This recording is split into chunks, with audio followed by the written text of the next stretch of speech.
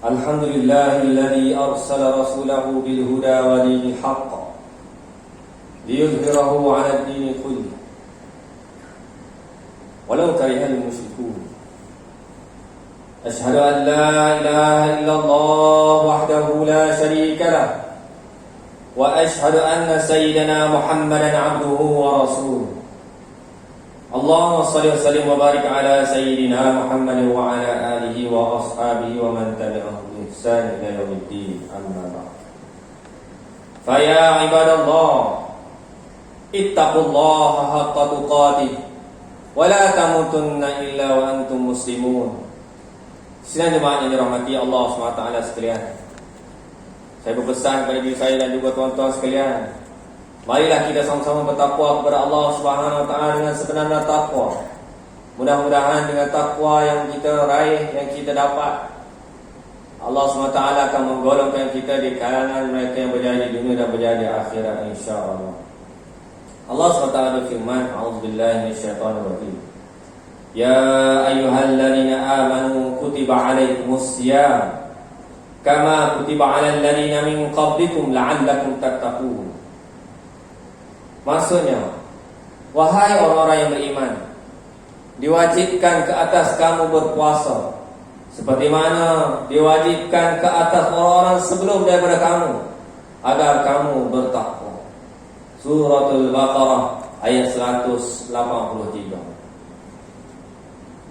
Dalam tempoh 2 hari lagi kita akan menempuhi bulan Ramadan Al-Mubarak, bulan yang mana dikenali sebagai Sayyidus Syuhur, iaitu sebagai penghulu segala bulan, yang mana di dalamnya terdapat ibadah puasa selama sebulan penuh, zakat fitrah ada dalam tu, salat tarawih ada dalam tu, dianugerahkan pula dengan Lailatul Qadar ada padanya pada bulan Ramadan Al-Mubarak.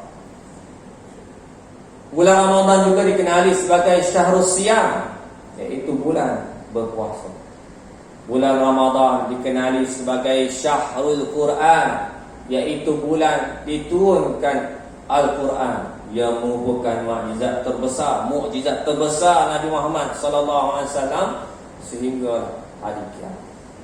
Bulan Ramadan ini juga dikenali dengan Syahrus Sabr, iaitu bulan kesabaran, di mana ibadah puasa dan sabar ini merupakan dua perkara yang mempunyai hubung kait yang sangat rapat.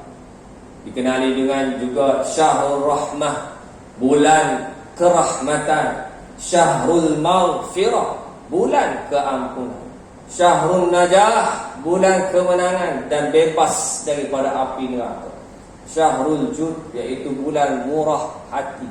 Dikenali juga nama Syahrul Barakah, bulan keberkatan. Dikenali juga dengan nama Syahrul Jihad, yang mana dalam sejarah berlaku jihad yang pertama, iaitu Perang Badar Al-Kubra.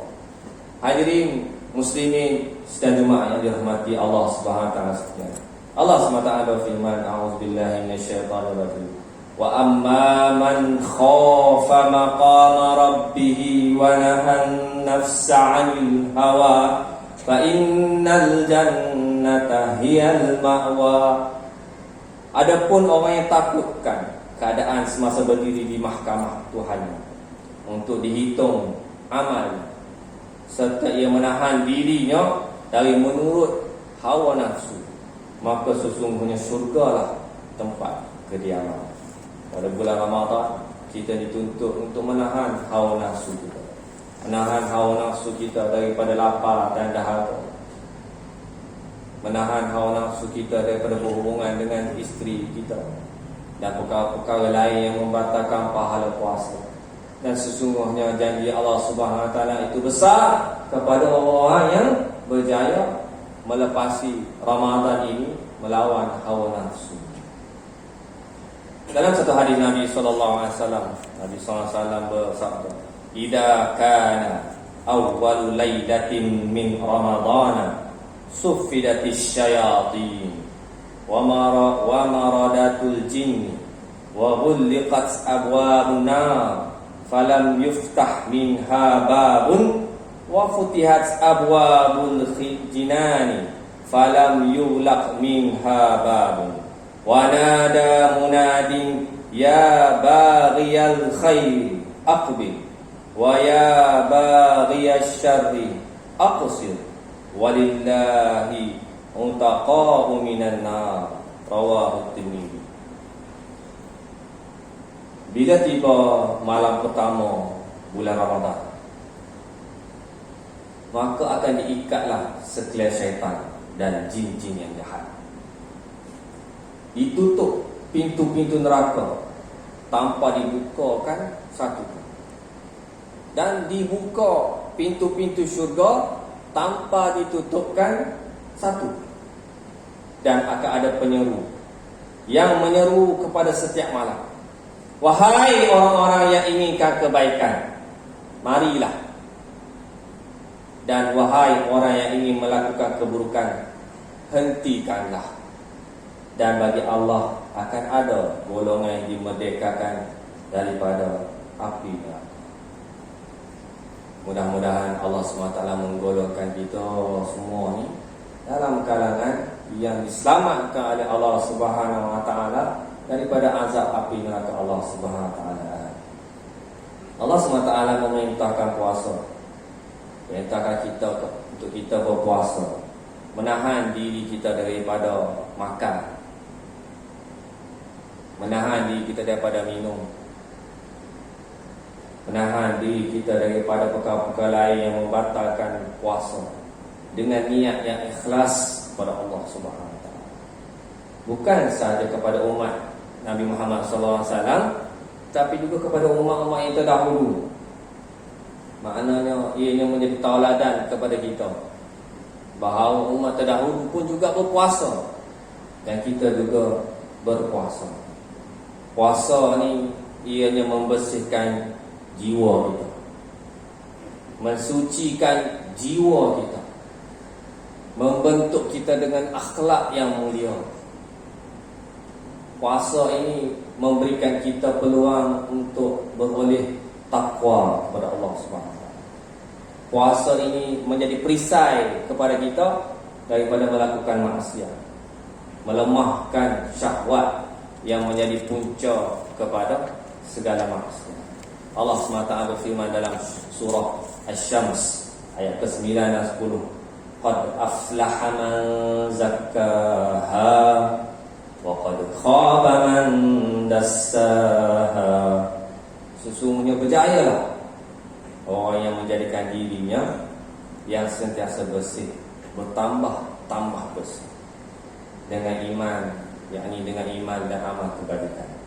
Dan sesungguhnya hampalah orang yang menjadikan dirinya, sedihlah orang yang menjadikan dirinya yang sentiasa bersih itu susut dan terbenam kebersihannya dengan sebab kekotoran dan maksiat kepada Allah SWT. Hadirin muslimin sedaya jemaah yang dirahmati Allah SWT sekalian. Puasa ianya melatih diri kita ni perasaan diawasi oleh Allah Ta'ala. Puasa ini melatih orang-orang kaya merasa penderitaan orang miskin yang tak makan, tak minum.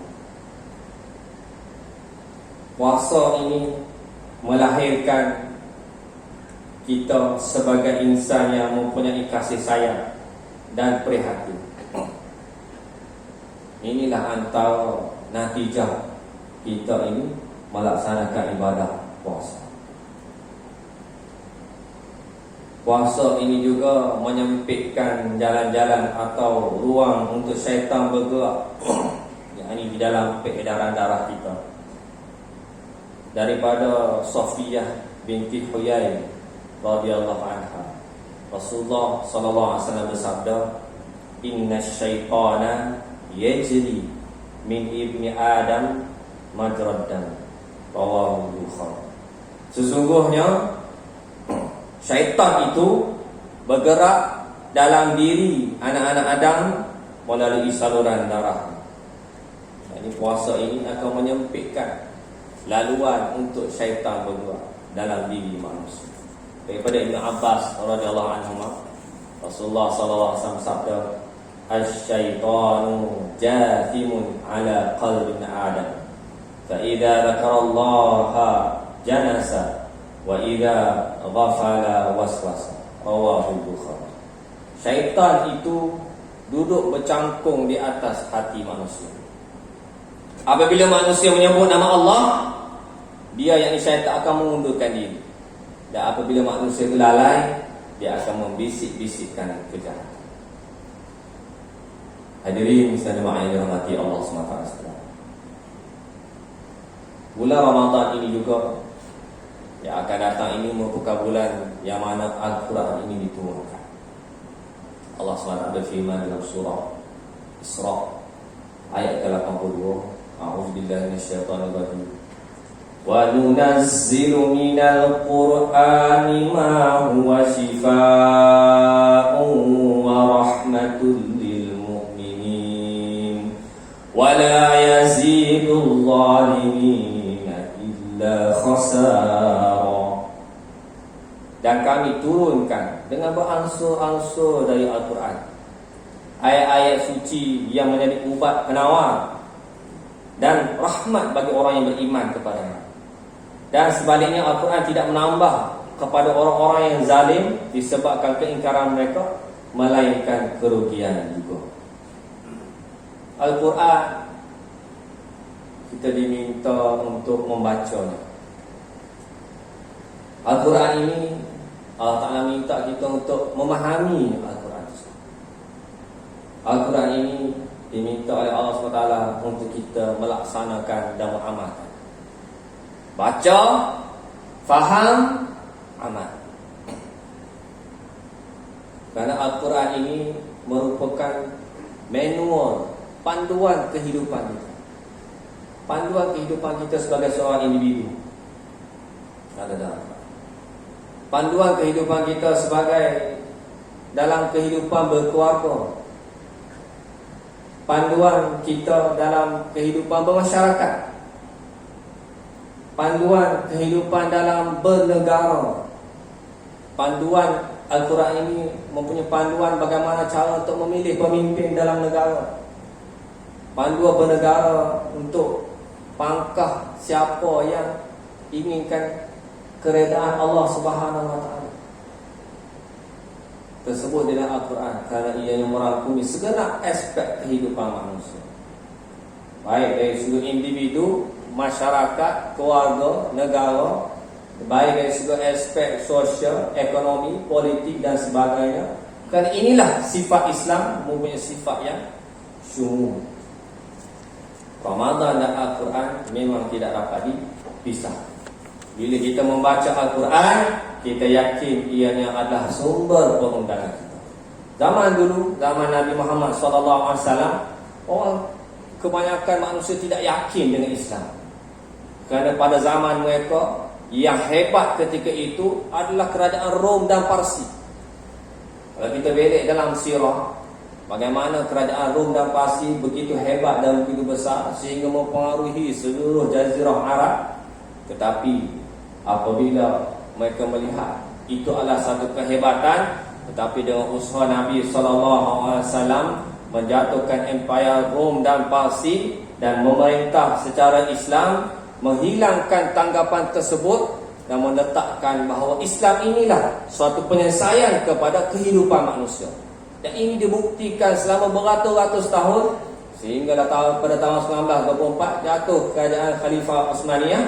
Dan ketika itulah manusia teraba-raba mencari ikon, mencari sistem-sistem yang lain yang kononnya lebih baik lagi, namun tidak bertemu.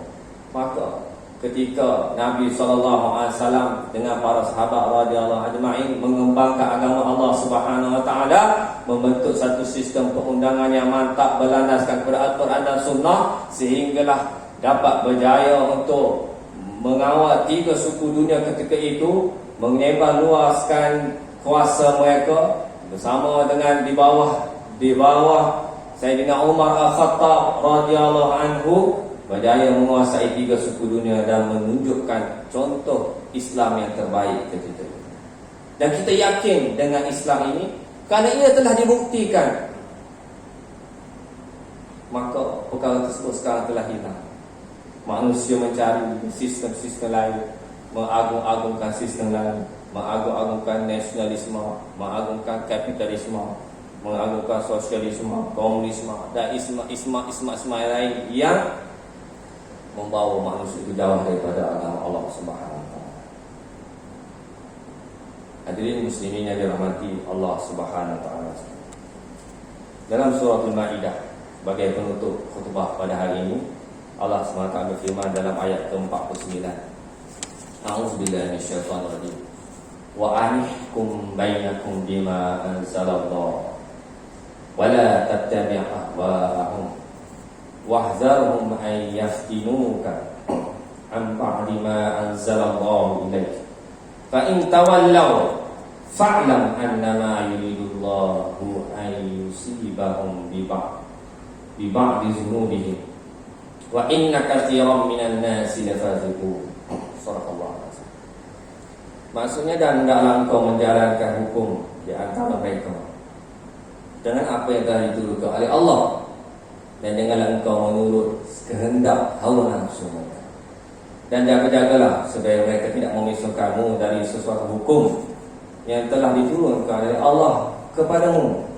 Kemudian jika mereka berpaling, yang enggan menerima hukum Allah itu, maka ketahuilah hanya sahaja Allah Maha menyiksa mereka dengan sebab setengah dari dosa mereka. Dan sesungguhnya kebanyakan dari umat manusia itu adalah orang-orang yang fasik.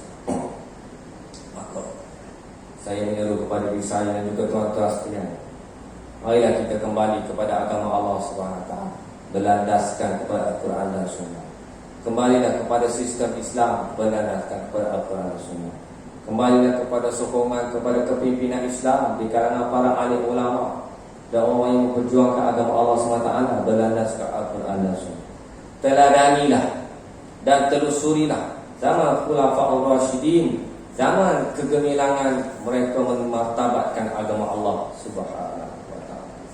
Barakallahu li wa lakum fil Qur'anil azim wa nafa'ani wa iyyakum bima fihi minal ayati wadh-dhikril hakim wa taqabbala minni wa minkum tilawatahu innahu huwas samiul alim. Aqulu qawli hadza wa astaghfirullahal azim li wa lakum wa lisa'il muslimin wal muslimat wal mu'minina wal mu'minat fastaghfiruhu innahu huwal ghafurur